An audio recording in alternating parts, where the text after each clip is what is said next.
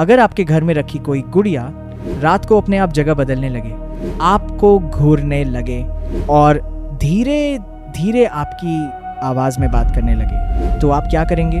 क्योंकि आज की कहानी है एक ऐसी भूतिया गुड़िया की जो सिर्फ दिखती नहीं थी बल्कि अपने मालिक को अपने जैसा बना देती थी। और सबसे डरावनी बात, जिस किसी ने भी उस गुड़िया को अपने घर में रखा वह कुछ ही दिनों में हमेशा के लिए बदल गया। ये कहानी है उत्तर प्रदेश के एक छोटे शहर की। वहाँ एक पुराना घर था जो कई सालों से खाली पड़ा था। लोग कहते थे कि उस घर में पहले एक छोटी लड़की रहती थी जिसका नाम था रिया। रिया को गुड़ियों से बहुत प्यार था। उसके पास एक खास गुड़िया थी जिसे वह कभी अपने से दूर नहीं रखती थी।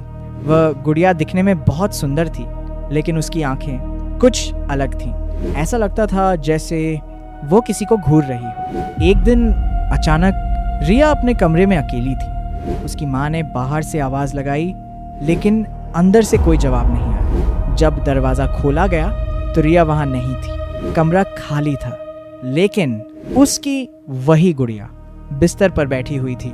और अजीब बात यह थी कि उस गुड़िया के चेहरे पर हल्की सी मुस्कान थी। उस दिन के बाद रिया कभी नहीं मिली और वो घर हमेशा के लिए बंद कर दिया गया। कई साल बाद वह घर एक नए परिवार ने खरीद लिया। उस परिवार में एक छोटी लड़की थी जिसका नाम था अनन्या। अनन्या बहुत खुश थी नए घर को लेकर। एक दिन जब वह घर के पुराने स्टोर रूम में गई, उसे एक पुराना बॉक्स मिला। उस बॉक्स के अंदर वही गुड़िया थी। अनन्या को वह गुड़िया बहुत पसंद आई। उसने उसे साफ किया और अपने कमरे में रख लिया। पहली रात सब कुछ सामान्य था, लेकिन दूसरी रात अनन्या को लगा कि कोई उसे देख रहा है। जब उसने आंखें खोलीं तो वो गुड़िया उसकी तरफ देख रही थी, लेकिन उसने सोचा कि ये उसका वहम है। अगले कुछ दिनों में घर में अजीब चीजें होने लगी। गुड़िया कभी बिस्तर पर होती तो कभी कुर्सी पर, कभी खिड़की के पास, लेकिन अनन्या ने उसे वहां रखा ही नहीं होता।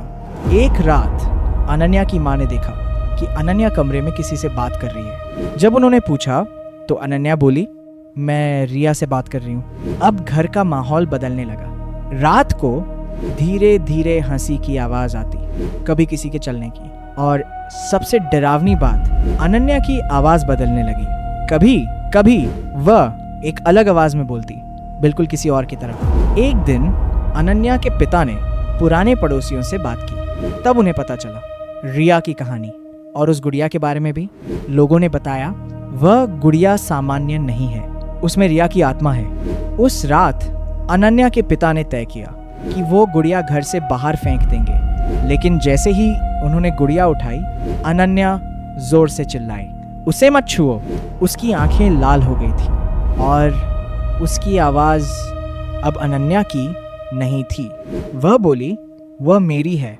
अचानक कमरे की लाइट बंद हो गई, खिड़कियां अपने आप खुलने लगी और गुड़िया धीरे धीरे हिलने लगी। अब वो खुद खड़ी थी और उसकी आंखें सीधे अनन्या के पिता को घूर रही थी। तभी अनन्या जमीन पर गिर गई और उसकी आवाज में रिया बोलने लगी, मैं अकेली थी, अब मैं अकेली नहीं रहूंगी। अगली सुबह घर बिल्कुल शांत था। अनन्या अपने कमरे में बैठी थी और उसके हाथ में वही गुड़िया थी, लेकिन अब उसकी आंखों में एक अजीब सी मुस्कान थी और वह धीरे से बोली, अब सब ठीक है। कुछ महीनों बाद लोगों ने देखा कि उस घर में दो परछाइयां घूमती हैं, एक छोटी लड़की की और एक गुड़िया जैसी।